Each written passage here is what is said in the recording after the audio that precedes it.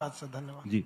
आज आपको कैसा महसूस होता है कि जब कोविड के दौर में एक छोटा सा प्रयास आपने शुरू किया था और देखते ही देखते पूरे भारतवर्ष में, पूरे इंडिया में, पूरे दुनिया में हम कह सकते हैं कि आप लोगों के दिलों में बस गए।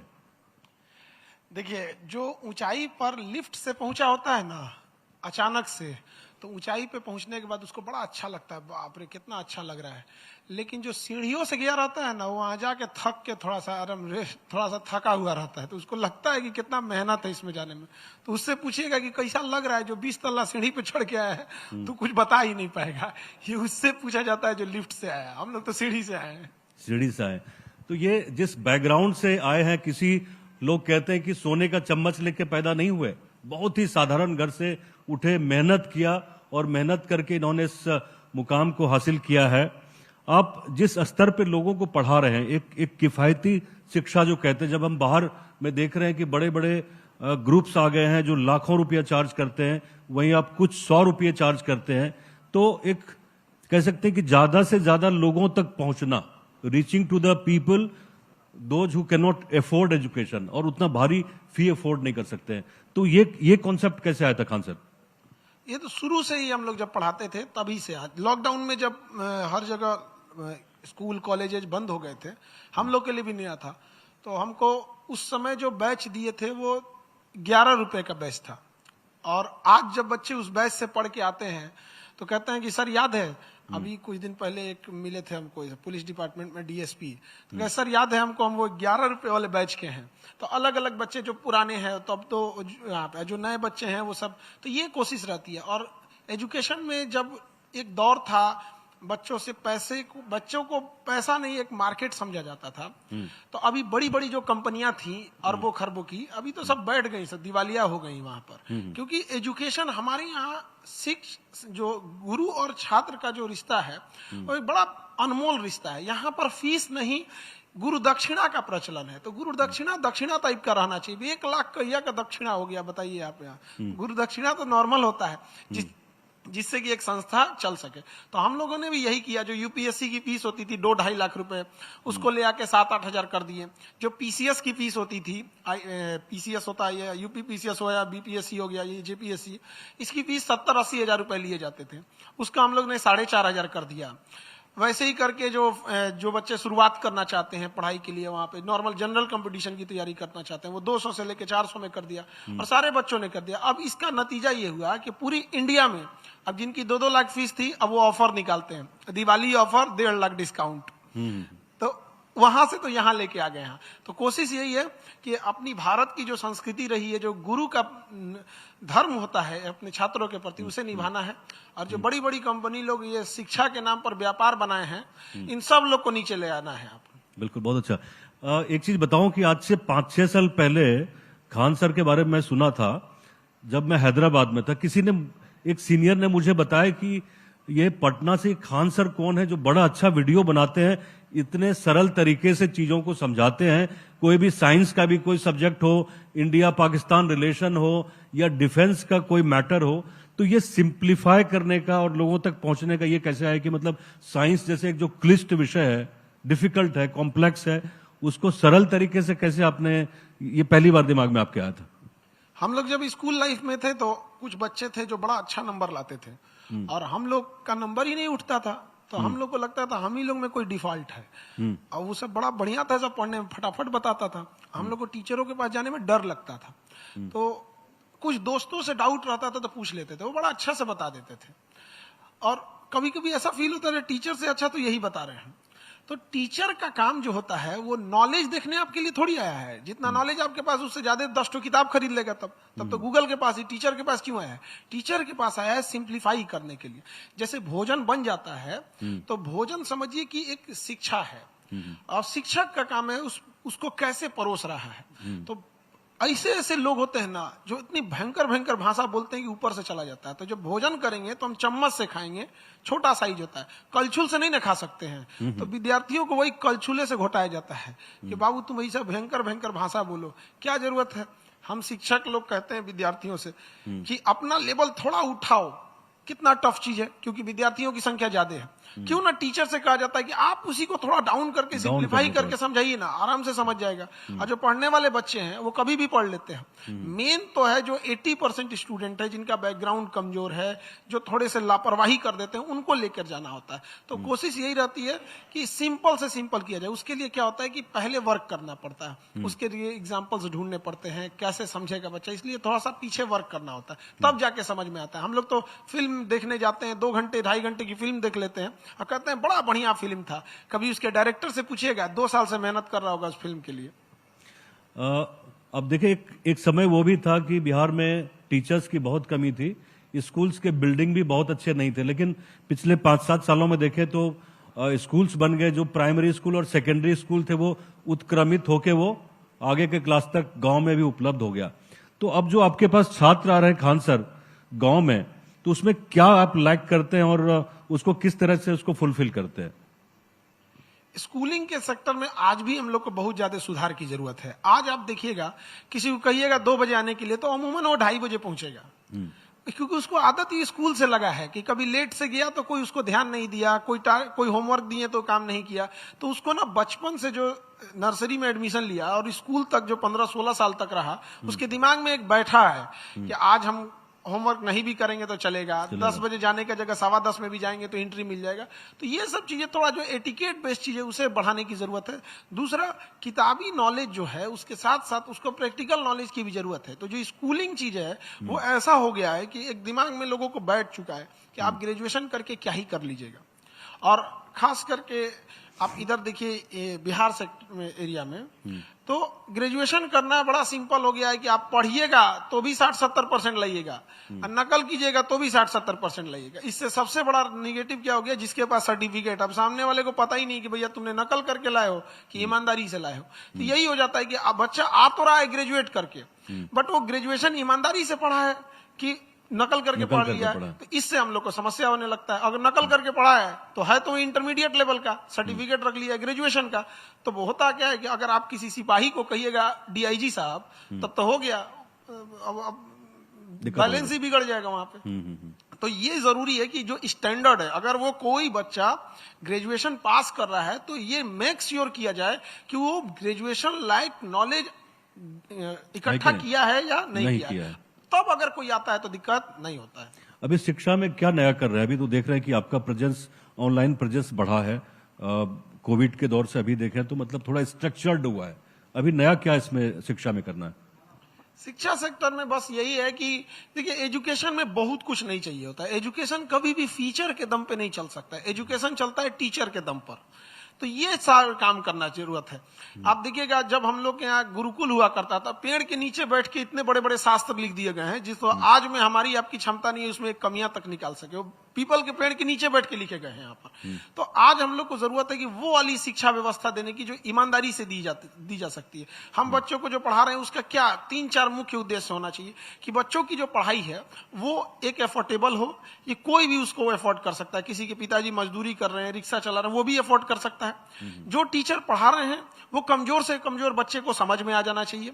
जो पढ़ा रहे हैं वो रेलेवेंट होना चाहिए, ये नहीं कि आउट ऑफ द फ्रेम चले गए, एग्जाम में क्या पूछ रहा है ये, और वो एग्जाम या जहां उसकी जरूरत है वो प्रॉपर आना चाहिए। इससे क्या होता है, अगर ये चारों चीजें मैच हो जाती है तो बच्चों का मोटिवेशन बना रहता है। अब हम उसे क्लास में पूरा पढ़ाएं और एग्जाम में गया, एग्जाम में नहीं आया, एग्जाम में जब नहीं आता है तो वो डीमोटिवेट हो जाता है। और इसके बाद जो गवर्नमेंट का काम है वो लूप होल्स खत्म करे। पता चला कभी पेपर लीक हो जाता है, कभी किसी भी संस्था को दे दिया जाता है। अभी एक एसएससी के एग्जाम्स हो रहे हैं, उसमें जो जिस सेंटर अलॉट किया गया है वो गाय के तबेला में एग्जाम ले रहा है। बताइए, तो बताइए बच्चे का मोटिवेशन कहाँ जाएगा? मतलब कहीं ना कहीं प्रॉब्लम है सिस्टम। तो हर जगह दोनों में, एक फ्रंट एंड में और एक बैक एंड में है। तो जो एजेंसीज हैं उसे भी थोड़ा सुधारने की जरूरत है। बिल्कुल। पिछले दिनों हम लोगों ने देखा कि लीक की कितनी चर्चा होती रही और छात्र बिल्कुल सड़कों पर रहे। खैर, शिक्षा पे थोड़ी सी बात हुई है। थोड़ा एक नया इन्होंने एक तजुर्बा किया है बिहार में और काफी अच्छी ये पहल कर रहे हैं। आप लोगों को जान के बहुत खुशी होगी कि बिहार जितना बड़ा राज्य है और जगह जगह पे जो मेडिकल फैसिलिटीज है वो पहुंच नहीं पा रही है, तो सेहत के क्षेत्र में बहुत कुछ कर रहे हैं। इसके लिए भी इनको धन्यवाद देना चाहिए खान सर को। और रीच आउट कर रहे हैं कॉमन पीपल तक जो अफोर्ड नहीं कर रहे हैं, जैसे इन्होंने शिक्षा में की थी। तो हम ये जानना चाहेंगे कि नई पहल क्या है, इसके बारे में थोड़ा डिटेल में बताइए आप खान सर। देखिए, मेडिकल इंडस्ट्री जो है वो, उसको आप देखिएगा तो हमारे इंडिया का जो मरीज होता है वो जब डॉक्टर के पास पहुंचता है ऑलरेडी अपनी चीजें कंट्रोल से बाहर खो चुका रहता है, एक लेवल से ज्यादा अपने आप को खराब कर चुका है यहाँ पे। तो अब जैसे एक सिंपल सी बात बता, किसी को कैंसर है तो शुरुआत में उसको पथरी समझ के इलाज करा चुका होता है 3-4 जगह पे, जब तक वो स्टेज 2 से स्टेज 1 से स्टेज 2 जा चुका है। तो हम लोग का यही प्रयास है कि जो गरीब से गरीब इंसान है वहां तक कैसे पहुंचे। तो अभी हम लोग ने हर डिस्ट्रिक्ट में ब्लड बैंक की सुविधा किया है ताकि किसी को भी ब्लड की दिक्कत ना हो। कई बार ऐसा होता है कि एक्सीडेंट होता है और आते आते रास्ते में उसकी ब्लड लॉस से मर जाता है, जबकि वो बेचारा बच सकता था। और इंडिया में एक इंसान जो कमाने वाला होता है वो अकेला कमाने वाला होता है पूरे परिवार में। हमारे यहाँ अगर कोई परिवार का कमाने वाला इंसान अगर डेथ कर गया तो 13 ही जब तक नहीं हुआ है ना तब तक सब रिश्तेदार करेगा, अरे हम हैं ना, कुछ होने नहीं देंगे, हम तुम्हारे ये हैं। 13 ही बाद पहचानने से भूल जाता है, फिर सोचेगा इसका कैसे जमीन हड़प लिया जाए। तो जरूरी है उसे बचाना। तो हर जगह पे अगर ब्लड बैंक रहेगा, इनकेस एम्बुलेंस लेके कोई आ रही है, उसे लग गया यहाँ प्रॉब्लम है, तो वो रास्ते में हमारा हर जगह उसे ब्लड बैंक मिलेगा, वहां से उसे 1 यूनिट ब्लड दे देगा सो दैट कि वो आ सके। वैसे ही डायग्नोसिस सेंटर है। अब जैसे कोई मजदूर है, वो ईटा उठा रहा है, इतना भारी, उस पर कितना लोड पड़ रहा है, तो उसके हार्ट में क्या प्रॉब्लम है, क्या दिक्कत आ रहा है, कहीं ब्लॉकेज है, क्या है, अगर वो ईसीजी करा के देखना चाहता है, सिंपल सी ईसीजी, तो उसको हम लोग ने 25 रुपए में ईसीजी करने को बोल दिया। तो 25 रुपए में ईसीजी करा लेगा। उसको अगर शुरुआत में ही कोई प्रॉब्लम है वहीं सही हो जाएगा। कोलेस्ट्रॉल जांच करना होता है ब्लड के लिए, यहाँ पर कितने का कोलेस्ट्रॉल जांच, 5 रुपया लेके आदमी कोलेस्ट्रॉल जांच कर सकता है। हमारे यहाँ तो इतना ही कर देंगे उसको। मशीन ये जो मशीन मंगवा रहे हैं, पोर्टेबल मशीन है, गांव तक पहुंचना आसान है? नहीं, सारी मशीनें हमारी या तो यूएस की मशीन है, या तो जर्मनी की है, या तो वो जापान की है। एक मशीन कल हम लोग के यहाँ आई है बेल्जियम से। अब वो मशीनरी जितनी ज्यादा है जिसका कोई हद नहीं, लेकिन मशीनरी से एक पेशेंट को क्या मतलब होता है, उसको बस टू द पॉइंट चाहिए, उसके पीछे चीजों से मतलब नहीं होता। जैसे एक माँ बच्चे का ख्याल कैसे रखती है, उस बच्चे को पता ही नहीं चलता है कि माँ उसके लिए कितनी तपस्या की है, कैसे वो स्कूल से आएगा बैग फेंकेगा, उसको चाहिए कि मम्मी हमको खाना चाहिए, लेकिन माँ उसके लिए कितना पहले से मेहनत कर रही होती है। तो ये एक, जब तक एक इंसान की, मानव की सबसे बड़ी चीज क्या होती है, एक मानव दूसरे की तकलीफ से अगर अपनी तकलीफ समझे, उसके अंदर करुणा हो, तभी तो मानव है। अदरवाइज में तो जानवर मानव में फर्क क्या रहेगा। इसमें जो डायग्नोज करेंगे कौन कौन से ऐसे रोग हैं, मुझे लगता है कि जो लोग भी न्यूज 18 देख रहे होंगे वो जानना चाहेंगे कि इसमें 2-4 कौन सी ऐसी बीमारियां जिसको अर्ली स्टेज पे हम डायग्नोज कर सकते हैं। थोड़ा बता दीजिए हमारे दर्शकों को, सो दैट उनको थोड़ा फायदा हो। देखिए, हमारा उद्देश्य मेडिकल सेक्टर में बस इतना है कि आज इंडिया का पेशेंट कोई भी चीज को, जैसे उसे टाइफाइड ही है ना, तो तब तक जब तक वो पूरी अपने आप को टाइफाइड बॉडी के अंदर मजबूत नहीं कर लिया, तब तक वो डॉक्टर के पास नहीं जा रहा है। यही चीज कैंसर के साथ हो रहा है। तो मेरा बस ये है कि डायग्नोस उसको अर्ली स्टेज में हो जाए, ताकि वो वहां तक पहुंच ही नहीं पाए। एक इंसान किडनी फेल कर लेता है, फिर वो डायलिसिस पे आएगा, उससे पहले उसने क्यों नहीं यूरिक एसिड जांच कराया, क्रेटिनिन क्यों नहीं जांच किया। अब एक क्रेटिनिन है, क्रेटिनिन से पता चल जाता है, यूरिक एसिड से पता चल जाता है, पोटेशियम से पता चल जाता है, भैया आपकी किडनी गड़बड़ हो रही है। वो कितना में 18 रुपए में क्रेटिनिन जांच कर सकता है। अब अगर किसी को प्रॉब्लम है, वो आके हमारे यहाँ जांच करा सकता है 18 रुपए में, तो उसको प्रॉब्लम नहीं होगी, अर्ली स्टेज में पता चल जाएगा। तो हम लोग का पहला एक स्टेज है कि शुरुआत में उस चीज को रोका जाए।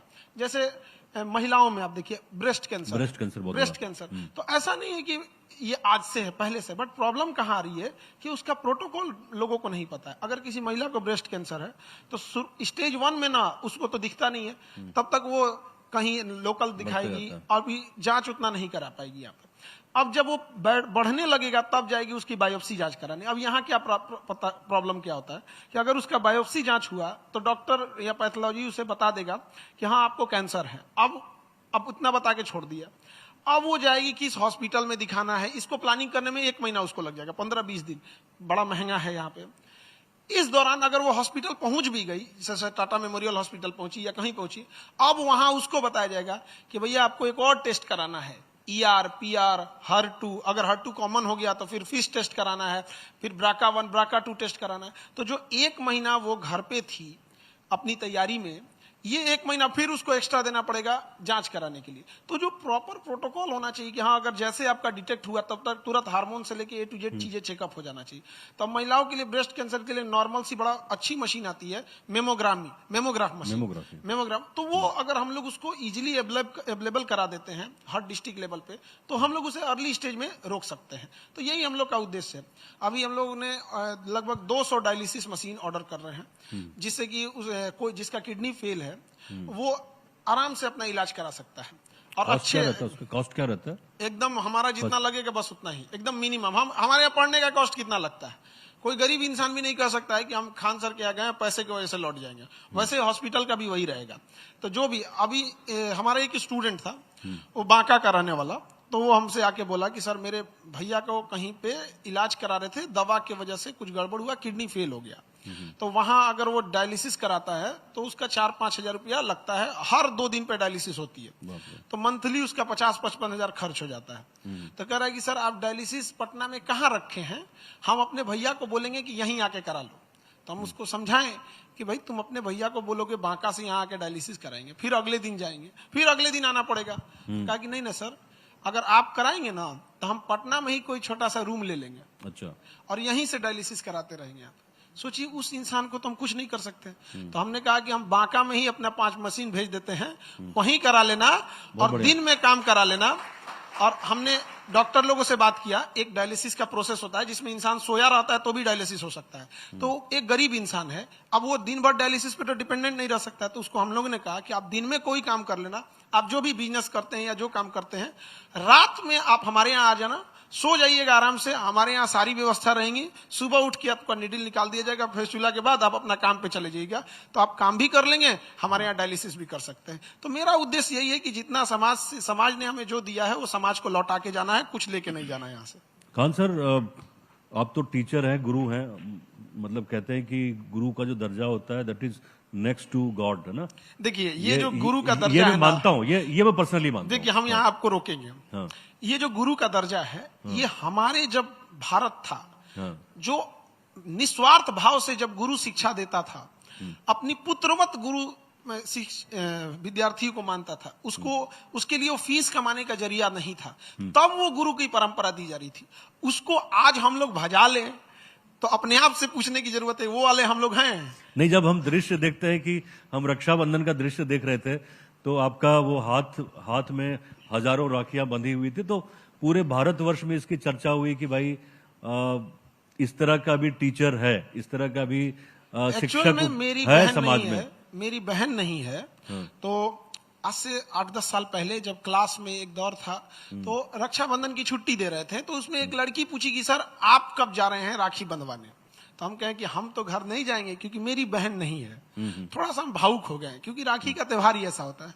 तो वो लड़की क्या की ना, गई और एक राखी लेके आई और राखी बांध दी कि सर हम लोग आपकी बहन। तो हमने तब से धीरे धीरे करते करते, शुरुआत में कभी 5 राखियां थी, फिर 10 हुई, आज 15,000 राखियां बांधी जाती हैं। अच्छा, अब राखियां जब 15,000 बांधी जाती है तो बहनों की एक शिकायत कि आप एक साथ 10-10 लड़कियों से क्यों राखी बंधवाते हैं। तो मेरी समस्या समझे बहन लोग कि अगर हम एक एक करके राखी बंधवाएंगे, फिर आरती करेंगे, फिर वहां पे पूरी जो प्रोसेस होता है, तब तो हमको 1 हफ्ता राखी बंधवाने में ही लग जाएगा। तो इसलिए एक बार में 10-10 राखियां, और थोड़ा देर राखी बांधने के बाद हाथ इतना मोटा हो जाता है कि वो राखी बंध भी नहीं पाता है। तो फिर उसके लिए थोड़ा सा फास्ट करना पड़ जाता है, मजबूरी रहती है। तो मेरा शौक है, मेरी अपनी बहन नहीं थी, तो बिहार से ही कहा गया था, मांझी ने, दशरथ मांझी ने कहा था कि भगवान के भरोसे मत बैठो, क्या पता भगवान तोरे भरोसे बैठा होगा। तो राखी बांधने के बाद शाम में हम खुले आसमान के नीचे जाते हैं, एक बार मुस्कुरा के ऊपर वाले को देखते हैं, कहते हैं एक भी बहन नहीं दिए थे आज, आप देख लीजिए आज मेरी कितनी बहन है। दुनिया में सबसे ज्यादा राखी बांधी जाती है। जनरली जब ऑफिस से शाम को मैं घर जाता हूँ, बोरिंग रोड पे, बोरिंग कैनाल रोड पे, फ्रेजर रोड पे, तो देखता हूं कि हजारों की तादाद में बच्चे जो हैं पीछे बैग लटकाए हुए इंजीनियरिंग की पढ़ाई के लिए, मेडिकल की पढ़ाई के लिए या अन्य जो एवेन्यूज हैं उसकी पढ़ाई के लिए जाते हैं। मेरे मन में ये भी आता है कि ये पढ़ के सारे बच्चे बाहर यहाँ से चले जाएंगे, बिहार से अपने माँ बाप से दूर चले जाएंगे, कितने वापस आएंगे कितने नहीं वापस आएंगे, ये सोचते हुए मैं घर जाता हूँ। इस तरह का दृश्य होता है। खान सर, कभी आपको ये ऐसा फील होता है कि बिहार में कम से कम अगर 1000 में से 200-300 बच्चों को भी हम अपने घर पे रख सकें जो बिहार में कहीं ना कहीं कंट्रीब्यूट करें बिहार को आगे बढ़ाने के लिए? हम लोग कई बार ये कहने लगते हैं कि हमको देश बदलना है, हमको बिहार बदलना है। काश हम लोग इस पे चर्चा करते कि हमें बिहारियों की स्थिति बदलना है। अगर हम बिहारियों की स्थिति बदल सके, जो 7,000-8,000 पे काम कर रहा है, तो उससे कहीं ना कहीं पूरा बिहार डेवलप हो जाएगा। हम बात करते हैं भारत बदलने के लिए, हम भारतीयों को बदलने की बात नहीं कर पाते हैं। अब आप समझिए, कोई इंसान जिसका अच्छे घर नहीं है, अच्छे कपड़े नहीं है, अच्छा इलाज नहीं करा पा रहा है, वो कितना सोचेगा? उसकी भी तो एक बार प्रॉब्लम समझे। और बहुत सारे बच्चे यहाँ आके काम करते भी हैं, ऐसा नहीं है कि सारे लोग यहाँ से चले ही जाते हैं। थोड़ा और इम्प्रूवमेंट की जरूरत है। हमें याद है, हमारे यहाँ एक बच्चा आया था पढ़ने, उसका नाम था मिंटू कुमार, दरभंगा का रहने वाला। तो यहाँ आया पटना में, और उसे इंजीनियरिंग करना था, बड़ा शौक था उसका IIT में जाना। तो यहाँ आया पढ़ने के लिए, तो घूम फिर के गया, कोई 1.5 लाख बता रहा है, कोई 2 लाख बता रहा है, घर चला गया। उसके पिताजी मजदूरी करते हैं, दिहाड़ी मजदूर हैं। तो कहें कि अब छोड़ दो, अब ना पढ़ पाई बाबू, अब रह दो, इतना फीस कहाँ से दियल जाए हमनी के। तो उसको किसी के गांव के किसी ने बताया कि खान सर के यहाँ चले जाओ, वहां भी इंजीनियरिंग और मेडिकल स्टार्ट हो गया। तो हमारे यहाँ वो पढ़ने आया, और ये पिछले साल की बात है, पढ़ने आया। बड़ा शांत स्वभाव का बच्चा था, दुबला पतला। और इस बार उसका सिलेक्शन IIT खड़गपुर में हो गया है। भारत का पहला IIT खड़गपुर में। वो हवाई चप्पल पे आया था, अब हवाई जहाज पे घूमेगा यहाँ पर। तो कई बार पैसे के अभाव में हम बहुत सारी चीजों को खो देते हैं। आप सोचिए कि यदि उसको हमारी फीस कम नहीं होती, तो आज वो अपने पिताजी के साथ कहीं दिहाड़ी मजदूरी में हाथ बटा रहा होता। लेकिन आज IIT खड़गपुर में है। जब पास हुआ तो उसने एक बात बोला कि सर, वहां तो बड़ा चीजें आजकल डिजिटल हो गई हैं, तो लैपटॉप वगैरह का जरूरत पड़ता है कि सर अब कैसे करें, हम तो इतना तो नहीं है यहाँ पर। तो सोचिए कितना हद तक आप सोच सकते हैं प्रॉब्लम रहता है उसके पास। उसको ये सोचना था कि सर हॉस्टल का फीस कैसे देंगे हम। तो ऐसे बच्चों को हम लोग को पहचानने की जरूरत है। आप बस उस स्क्रीनिंग की जरूरत है। 3 करोड़ की आबादी में ऑस्ट्रेलिया इतना बेहतरीन ढंग से खोजता है, इतना बेहतरीन ढंग से मथता है कि 3 करोड़ की आबादी में से इतने बेस्ट क्रिकेटर लाता है। हर साल का लगभग वर्ल्ड कप वही ले जाता है। और हम लोग 140 करोड़ की आबादी में मथ ही नहीं पाते हैं। एक से एक अभी भी हैं लोग, बस ढूंढने की जरूरत है। हजारों अब्दुल कलाम है, बस उसमें नजर नहीं जा रही है। ये देश कभी सूरवीरों से खाली नहीं रही। बिल्कुल। खान सर एक ऐसे व्यक्तित्व है जिनसे लगता है कि बात मैं करता रहूं तो आधे दिन तक बात करता रहूंगा, लोग सुनते रहेंगे। इनके पास इतनी कहानियां, इतने किस्से, इतने एनेक्डोट्स हैं। खान सर, मन तो नहीं भर रहा है कि मैं आपको यहां से जाने दूं, लेकिन लगातार वहां जो प्रोडक्शन टीम है वो इशारा कर रही है। खान सर के लिए तालियां बजाइए आप लोग। धन्यवाद।